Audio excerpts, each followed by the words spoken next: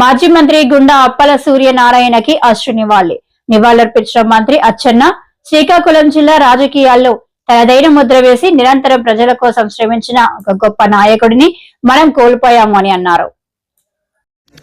శ్రీకాకుళం నియోజకవర్గం శాసనసభ్యుడిగా పనిచేసి అందరి అభిమానిగా ఆజాద్ శత్రువుగా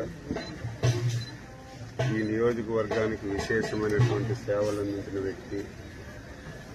తెలుగుదేశం పార్టీలో పుట్టి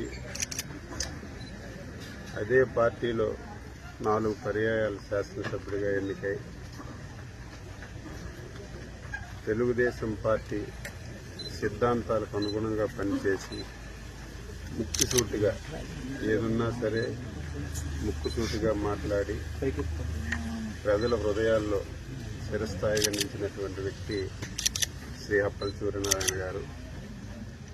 నిన్న ఆకస్మికంగా ఇంట్లో పడిపోయి హాస్పిటల్కి తీసుకెళ్లి సర్జరీ చేసినా సరే ఈరోజు మరణం చెందడం చాలా బాధ ఆవేదన కలుగుతుంది. తెలిసిన వెంటనే ముఖ్యమంత్రి గారు లోకేష్ బాబు గారు ఇమ్మీడియట్గా వెళ్ళమని చెప్పడం, ఈరోజు మేము రావటం జరిగింది. ఏది ఏమైనా సరే తెలుగుదేశం పార్టీ ఒక సీనియర్ నాయకుడిని కోల్పోవడం చాలా బాధగా ఉంది.